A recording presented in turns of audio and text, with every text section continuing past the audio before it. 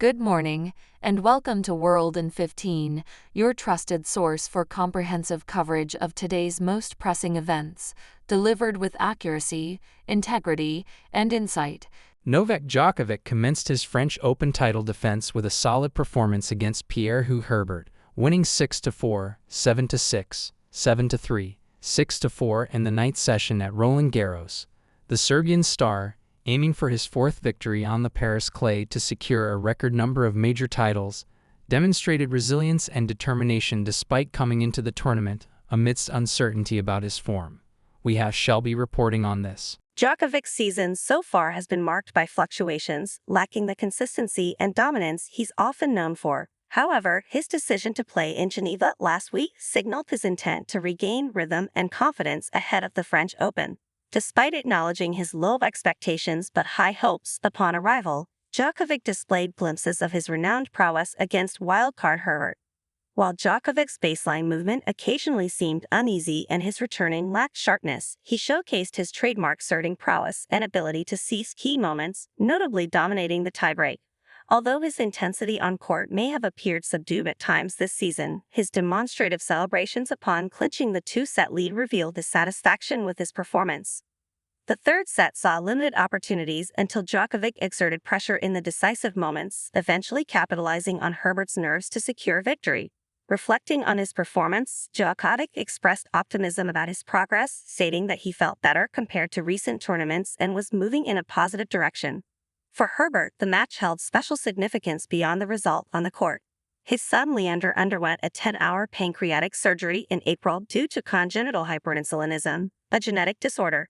Despite the challenges, Herbert's family received positive news of Leander's recovery, providing an emotional backdrop to his performance against Djokovic. Although Herbert ultimately succumbed to defeat, his resilience and courage resonated with the tennis community, earning him admiration and support amidst personal adversity. Back to you, John. Thanks for that update. England's World Cup preparations suffered a setback with a washout in the third T20 against Pakistan in Cardiff.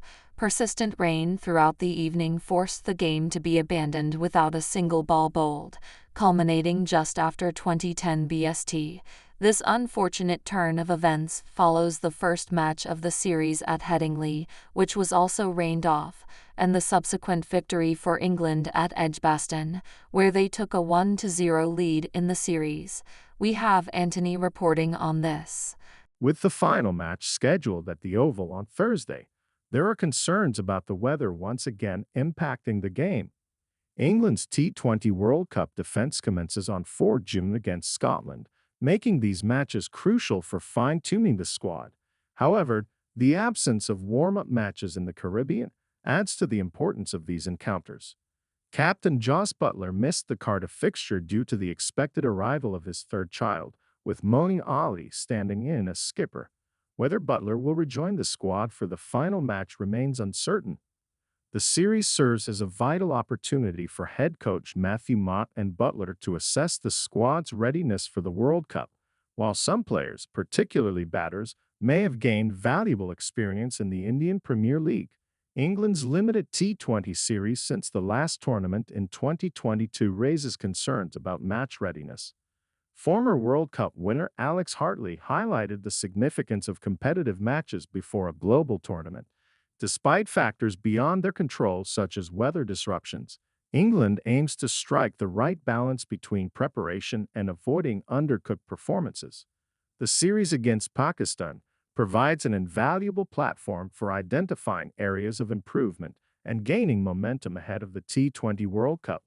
Back to you, Bella. Thanks for that update. Lexi Thompson has announced her retirement from professional golf at the end of the 2024 LPGA Tour season. The 29-year-old American, who turned professional in 2010, has had a distinguished career, winning 15 times on the tour and capturing her only major title at the 2014 Kraft Nabisco Championship. We have Jensen reporting on this. Thompson's achievements include representing the United States in 6 Solheim Cups and 2 Olympic Games. She made history by becoming the youngest qualifier for the U.S. Women's Open in 2007 at the age of 12, and later set a record as the youngest winner on the LPGA Tour when she won the Nittistar LPGA Classic at 16. In her statement on Instagram, Thompson expressed gratitude for her career in golf, noting that while it's difficult to say goodbye, she believes it's time to step away from the professional circuit. She emphasized her excitement for the remaining year of competition and her determination to accomplish remaining goals. Known for her aggressive and powerful playing style, Thompson has been a permanent fixture in the top 10 of the world rankings for almost a decade. Despite recent struggles with a hand injury and a drop in the rankings, she remains focused on being part of the Solheim Cup team and continuing to pursue victories on the tour. Thompson's retirement announcement has been met with praise and recognition from fellow players, tour officials, and fans, highlighting her impact both on and off the golf course. Back to you, John. Thanks for that update. On day 4 of the French Open, defending champion Iga Swiatek is set to face former number 1 Naomi Osaka in what promises to be an intriguing second-round match. Both players have 4 Grand Slam titles to their names, setting the stage for an exciting showdown on court. Philippe Chatrier. We have Alana reporting on this. Swiatek, currently the world number 1, is aiming to make history by winning her 3rd consecutive French Open title, a feat not achieved since Justine Henin in 2007.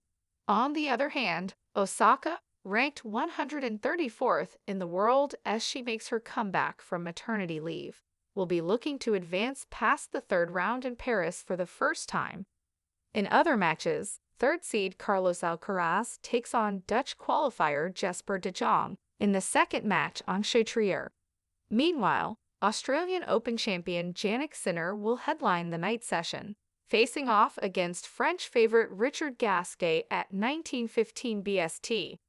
Additionally, the first rounds of the men's, women's, and mixed doubles are scheduled to commence after rain disrupted Tuesday's schedule.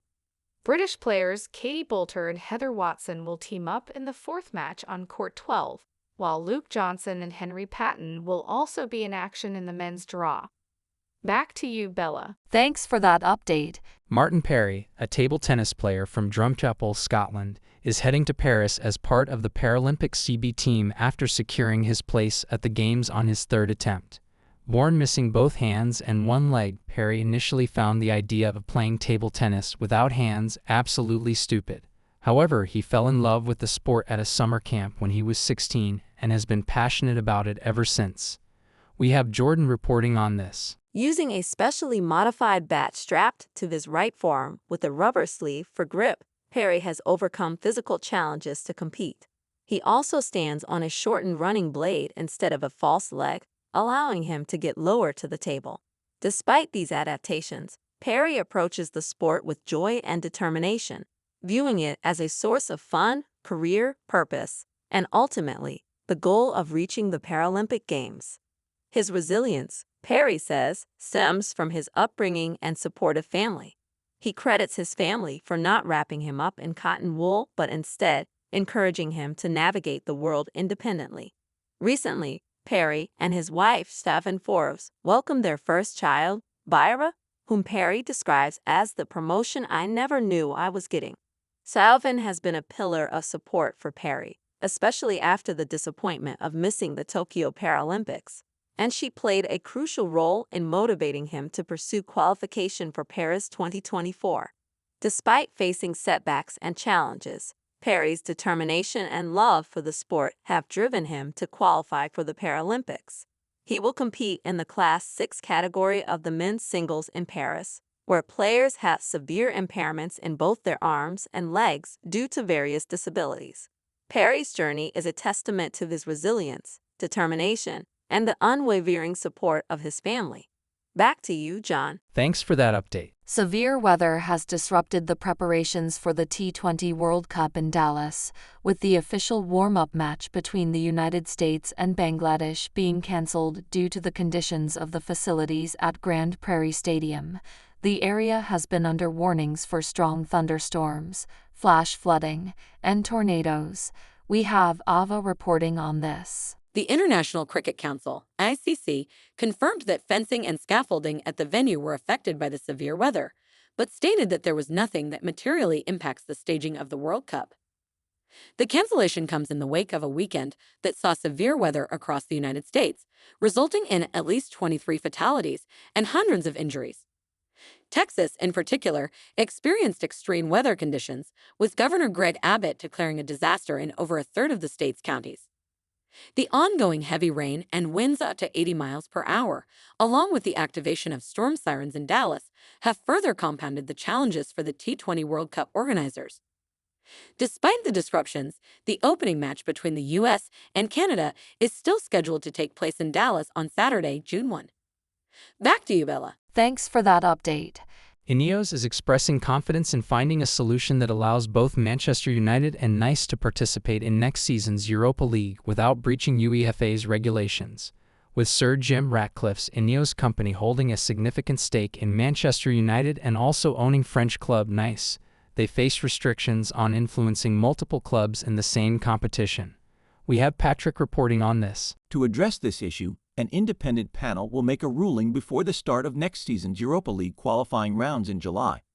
Similar situations have been dealt with previously, such as Belgian club Union Saint-Gilloise adjusting its ownership structure to compete alongside Brighton in the Europa League. Other clubs, like Aston Villa and Portuguese side Vitória Guimarães, have faced similar challenges in the Europa Conference League.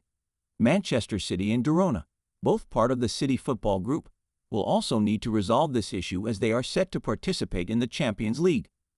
Failure to find a solution could result in Manchester United dropping into the Conference League, as they finished lower in the Premier League than Nice did in League One last season.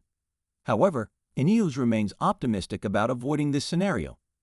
We are aware of the position of both clubs and are in direct dialogue with UEFA, Ineos stated. We are confident we have a route forward for next season in Europe.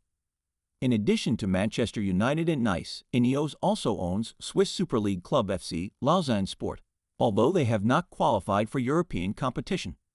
Back to you, John. Thanks for that update. Aryna Sabalenka made a commanding start to her French Open campaign by defeating teenager Erika Andreeva with ease, dropping just 3 games in a 6-1, 6-2 victory.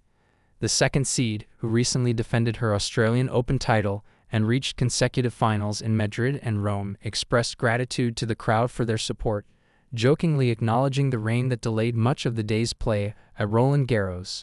We have Michael reporting on this. Meanwhile, Elena Rybakina also secured a straightforward victory, overcoming a slow start to beat Belgium's Greet Minute 6-2, 6-3. The Kazakh player rallied from 2-0 down in the opening set to win 10 consecutive games and take control of the match. However, it was the end of the road for Frenchwoman Elise Cornet, who lost 6-2, 6-1 to Chinese 7th seed Zhang Qinwen in her final tournament before retirement. Sabalenka and Rybakina, along with two-time defending champion Iga Swiatek, are considered the form players in Paris this year. Sabalenka and Rybakina, who have been practicing together, could potentially meet in the semifinals, with neither having reached the Roland Garros final before. Sabalenka will face either Irene Burillo Escorihuela of Spain or Japan's Moyuka Uchijima in the next round, while Rybakina will take on Dutch player Arantxa Rus. Both players will aim to continue their impressive form and progress further in the tournament. Back to you, John. Thanks for that update. Thanks for tuning in to World in 15 for your daily dose of news and updates. Don't forget to hit that subscribe button and turn on notifications so you never miss out on breaking stories and insightful analysis.